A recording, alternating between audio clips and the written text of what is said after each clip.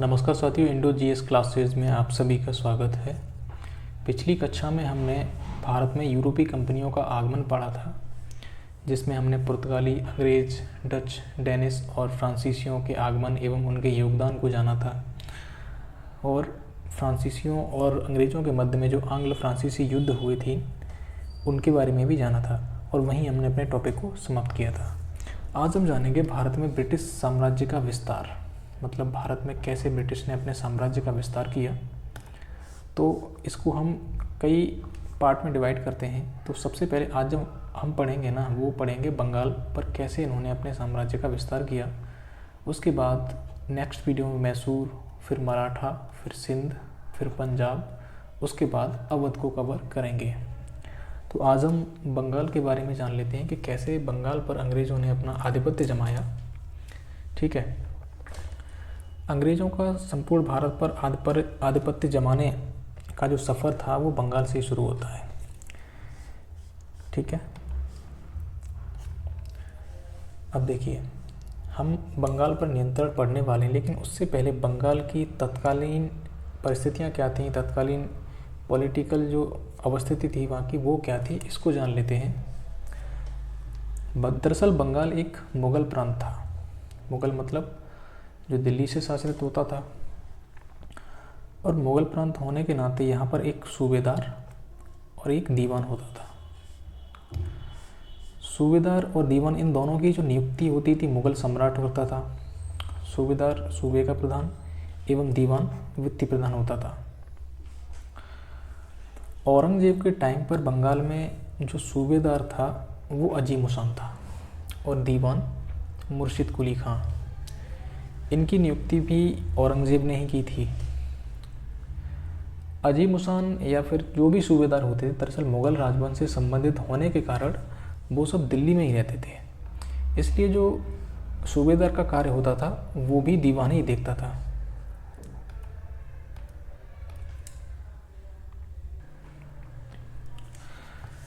बात करते हैं सन 1707 की। 1707 में औरंगजेब भाई साहब की मृत्यु हो जाती है, जिसके बाद मुग़लों में सत्ता को हासिल करने के लिए बहुत अच्छा संघर्ष प्रारंभ हो जाता है। मतलब आपसी फूट बहुत तेज़ हो जाती है इनमें, जिसका फ़ायदा मुर्शिद कुली खान ने उठाया। मतलब इसने खुले तौर पर तो खुद को मुग़ल साम्राज्य से अलग नहीं किया, लेकिन ये वहाँ का सैन्य, न्यायिक और प्रशासनिक इन सब का प्रमुख बन गया बंगाल का, क्योंकि वहाँ कोई भी मुग़लों की ओर से नियुक्त नहीं किया गया था सूबेदार, किंतु मुग़ल राजवंश से इसने संबंध खराब नहीं किए। दरअसल मुर्शिद कुली खां लगातार मुग़ल साम्राज्य को राजस्व भेजता रहा, कभी भी मुग़ल साम्राज्य से खुद को अलग करने की घोषणा नहीं की। 1717 में फर्रुखसियर मुग़ल सम्राट बनता है, और वो मुर्शिद कुली खां को बंगाल का सूबेदार नियुक्त कर देता है। ठीक है, कौन नियुक्त करता है? फर्रुखसियर। औरंगजेब ने क्या बनाया था मुर्शिद कुली खां को? वहाँ का दीवान बनाया था, और फर्रुखसियर ने इसको वहाँ का सूबेदार नियुक्त कर दिया। इस पॉइंट से हमको 3 क्वेश्चन देखने को मिलते हैं। वो ये हैं कि मुग़ल सम्राट द्वारा नियुक्त बंगाल का अंतिम सूबेदार मुर्शिद कुली खां था। इसके बाद किसी भी मुग़ल सम्राट ने बंगाल में सूबेदार नियुक्त नहीं किया था, क्योंकि इस सूबेदार के बाद मतलब यहाँ से बंगाल में वंशानुगत शासन स्टार्ट हो गया था। मतलब मुर्शिद कुली खां के वंशज ही आगे सूबेदार बनते रहे। मुग़ल राजवंश से संबंधित बंगाल का अंतिम सूबेदार अजीम हुसैन था। ठीक है, इस चीज़ को आप ध्यान में रखना कि मुग़ल सम्राट द्वारा नियुक्त बंगाल का अंतिम सूबेदार कौन था? मुर्शिद कुली खां। जबकि मुग़ल राजवंश से संबंधित बंगाल का अंतिम सूबेदार अजीम हुसैन था। चलिए आगे बढ़ते हैं। अब मुर्शिद कुली खां के बारे में आपने जान ही लिया। इसने किसानों को तकावी ऋण दिए, ठीक है, और राजधानी को ढाका से मुर्शिदाबाद स्थानांतरित किया। ये 2 पॉइंट वेरी इंपॉर्टेंट हैं। मुर्शिद कुली खां के बाद उसका पुत्र आता है अली वर्दी खां। अली वर्दी खां ने मुग़ल बादशाह को जो राजस्व भेजा जाता था उसको बंद कर दिया। देखिए, इससे पहले इसका जो पिता था मुर्शिद कुली खां, इसने कभी भी मुग़ल साम्राज्य से अपना नाता नहीं तोड़ा था, लेकिन जो अलीवर्दी खां था इसने मुग़ल बादशाह को जो राजस्व भेजा जाता था उसको बंद कर दिया। एक और इसके बारे में अच्छी बात यह है कि इसने यूरोपियों की तुलना मधुमक्खी से की, यूरोपियों की तुलना मधुमक्खी से की। इसने नवाब के पद की मान्यता के लिए मुग़ल बादशाह मोहम्मद शाह रंगीला को 2 करोड़ रुपए की पेशगी दी।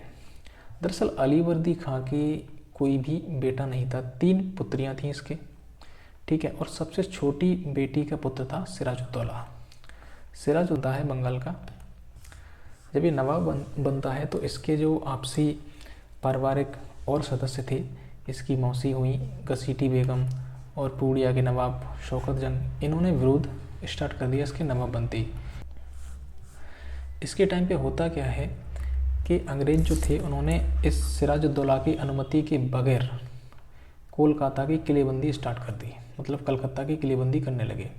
सिराजुद्दौला को इस बात का बुरा लगा, उसने इस पर कार्रवाई की और 20 जून 1756 को फोर्ट विलियम कोलकाता पर अधिकार कर लिया।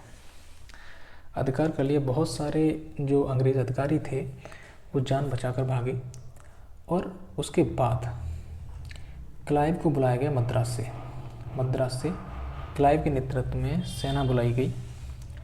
तो सेना जब आ जाती है बंगाल में तो क्लाइव ने इस सिराजुद्दौला के साथ में अलीनगर की संधि की। अलीनगर की संधि में कुछ नहीं जानने को, बस ये समझिए आप, कंपनी के विशेषाधिकारों को पुनः वापस कर दिया। क्लाइव ने जो बंगाल में गुटबाजी चल रही थी उसका फ़ायदा उठाया। उसने नवाब के जो विरोधी थे उनको अपने संरक्षण में लिया, उनको बहुत सारे लालच दिए, ठीक। इसके बाद प्लासी का युद्ध, देखिए 20 जून 1757 को घटना हुई थी, ब्लैक होल कांड जिसको कहते हैं, मैंने बताया नहीं पीछे, एक बार बता देता हूँ। ब्लैक होल कांड इसी संबंधित। दरअसल ब्लैक होल कांड में ये कहा गया था कि सिराजुद्दौला ने करीब 140 अंग्रेज़ों को एक छोटे से कमरे में बंद कर दिया, जिनमें लगभग 23 अंग्रेज़ ही जीवित बचे थे, ठीक है। ये था ब्लैक होल कांड। चलिए देखते हैं प्लासी के युद्ध को। प्लासी का युद्ध 23 जून 1757 को हुआ था। प्लासी भागीरथी नदी के तट पर, क्वेश्चन में आता है कि प्लासी किस नदी के तट पर स्थित है, तो वो हम लिखेंगे भागीरथी नदी के तट पर नादिया ज़िले में स्थित है। नादिया ज़िले में भी एक जगह पड़ती है आम्रकुंज, ठीक है, इस जगह प्लासी पड़ता है। क्लाइव ने षड्यंत्र करके सिराजुद्दौला के जो भी प्रमुख सैन्य अधिकारी थे उनको अपने साइड में कर लिया, ठीक है। अब कौन कौन अंग्रेज़ों के पक्ष में चले गए थे, किस किस ने षड्यंत्र किया सिराजुद्दौला के खिलाफ, वो थे, देखिए, मीर जाफ़र जो कि उसकी सेना का प्रमुख था, अमीचंद पूंजीपति बंगाल का, मणिकचंद कलकत्ता का प्रभारी, जगत सेठ कलकत्ता का बैंकर और खादिम खां नवाब की सेना का कमांडर, ठीक है। ये मेन लीडर्स थे जो कि अंग्रेज़ों से जाकर मिल गए थे, ठीक।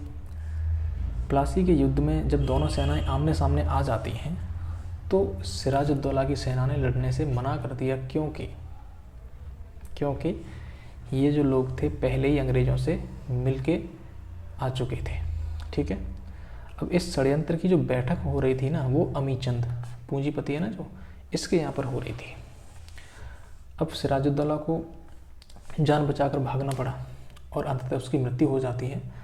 इसके बाद जो इस प्लासी के युद्ध के बाद ये मीर जाफ़र को बंगाल का नवाब बना देते हैं। मीर जाफ़र ने खुद खुश होकर अंग्रेज़ों को 24 परगना की जागीर उपहार में दी। इसके बाद निरंतर उपहारों की झड़ी लगी रही और उपहार कभी कम नहीं हुए। इससे परेशान होकर कि ये बार बार मुझसे उपहार मांगते हैं, मेरा खजाना खाली हुआ जा रहा है लेकिन इनके उपहार कम नहीं हो रहे, इसने क्या किया, डचों के साथ मिलकर अंग्रेज़ों के खिलाफ कार्रवाई करने की योजना बनाई। लेकिन इस योजना का पता अंग्रेज़ों को चल गया। उसके बाद अंग्रेज़ों एवं डचों के बीच में बेदरा का युद्ध होता है और डच पराजित हो जाते हैं। इसके बाद कंपनी मीर जाफ़र को हटा देती है और मीर कासिम को नियुक्त कर देती है बंगाल का नवाब। मीर कासिम इनको बर्धमान, मिदनापुर एवं चटगांव, बर्धमान, मिदनापुर एवं चटगांव प्रदान करता है उपहार स्वरूप, क्योंकि इसको नवाब बनाया है। मीर कासिम का टाइम पीरियड भी याद रखिए 1760 से 63, ठीक है। इसने अपनी राजधानी मुंगेर को बनाया और इसने मुंगेर में एक बंदूक फैक्ट्री की स्थापना भी की। अपनी सेना को इसने यूरोपीय पद्धति से प्रशिक्षित किया। एक बहुत अच्छा नवाब भी था। अगर हम बात करें तो बंगाल के नवाबों में ये एक अच्छा नवाब था। इसने यूरोपीय पद्धति से अपनी सेना को प्रशिक्षित किया, लेकिन ये भी परेशान हो गया था अंग्रेज़ों से। दरअसल दस्तक अर्थात इनको अंग्रेज़ों को बंगाल में कर मुक्त व्यापार की अनुमति थी, लेकिन ये लोग इसका दुरुपयोग करते थे। इसके दुरुपयोग को रोकने के लिए मीर कासिम ने पूरे बंगाल से कर को समाप्त कर दिया और इस बात का बुरा अंग्रेज़ों को लग गया। अंग्रेज़ों ने मीर कासिम को गद्दी से हटा दिया और मीर जाफ़र को पुनः नवाब बनाया, ठीक है। और मीर कासिम जो था फिर भाग गया अपनी जान बचाकर अवध के नवाब शुजाउद्दौला के पास में।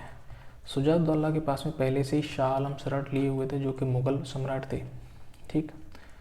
अब इन तीनों ने प्लान बनाया, मीर कासिम, अवध का नवाब शुजाउद्दौला और शाह आलम द्वितीय, ये मुग़ल सम्राट था। इन्होंने अंग्रेज़ों के ख़िलाफ़ जंग का ऐलान किया और अंततः मीर जाफ़र के टाइम पे ही 1764 में बक्सर का युद्ध होता है।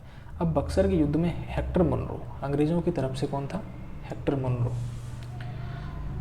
और शुजाउद्दौला अवध का नवाब, शाह आलम द्वितीय मुग़ल सम्राट जो था, और मीर कासिम बंगाल का अब्दस्त नवाब, 3 लोग थे ये, ठीक है। एक तरफ 3 लोग ये और दूसरी तरफ अंग्रेज़ों की तरफ जो नेतृत्व कर रहा था वो हेक्टर मुनरो था। युद्ध में इन तीनों की हार हुई, मतलब अंग्रेज़ विजयी हुए और उसके बाद इलाहाबाद की संधि हुई। इलाहाबाद की संधि का टाइम है 1765। इस संधि के तहत अंग्रेज़ों को बंगाल में दीवानी अधिकार मिल गए और अंग्रेज़ वहाँ के एक वैध शासक बन गए। इस संधि से जुड़ा हुआ एक क्वेश्चन आता है कि इस संधि पर हस्ताक्षर करने वाले कौन कौन लोग थे। तो अंग्रेज़ों की तरफ से क्लाइव को स्पेशली बुलाया गया था इस संधि को करने के लिए, ठीक है। हेक्टर मुनरो ने सेना का नेतृत्व किया था, जबकि संधि पर जो हस्ताक्षर किए थे वो क्लाइव के हुए थे, उसको स्पेशली बुलाया गया था, ठीक है। अवध का नवाब शुजाउद्दौला, मुग़ल बादशाह शाह आलम द्वितीय, जिसको अली गौहर भी कहते हैं, और बंगाल का नवाब नजमुद्दौला, ठीक है। मीर जाफ़र के बाद नजमुद्दौला को बना दिया गया था। इस इलाहाबाद की संधि के बाद या बक्सर के युद्ध के बाद बंगाल में द्वैध शासन प्रारंभ होता है। द्वैध शासन का मतलब ये समझिए आप कि जो नवाब नजमुद्दौला था और दूसरी तरफ अंग्रेज़ों ने सारे अधिकार अपने हाथ में ले लिए थे बंगाल के, जबकि नवाब तो सिर्फ नाम का रखा था, अर्थात 2 लोग शासन कर रहे थे। नजमुद्दौला के पास में उत्तरदायित्व थे लोग वहाँ पर नवाबी के लिए, लेकिन इनके पास में अधिकार नहीं था कोई भी। अधिकार किसके पास में थे? अंग्रेज़ों के पास में, जबकि अंग्रेज़ों के पास में सारे अधिकार थे लेकिन उत्तरदायित्व नहीं था, ठीक है। ये था द्वैध शासन। देखिए, बक्सर के युद्ध को एक निर्णायक युद्ध माना जाता है। ये भी क्वेश्चन में आ जाता है कभी कभार, किस युद्ध को एक निर्णायक युद्ध के रूप में माना जाता है। तो प्लासी का युद्ध कोई निर्णायक युद्ध तो नहीं कहा जाएगा, लेकिन बक्सर का युद्ध एक निर्णायक युद्ध था। इन्होंने बंगाल में अंग्रेज़ों को वैधता प्रदान की, ठीक है। ये टॉपिक ख़त्म हो जाता है इसी के साथ में, बंगाल विजय पूरी हो जाती है अंग्रेज़ों की। इसके बाद हम नेक्स्ट टॉपिक जो पढ़ेंगे अंग्रेज़ों की मैसूर विजय, ठीक है। तो मिलते हैं अगले वीडियो में, तब तक के लिए धन्यवाद, थैंक यू।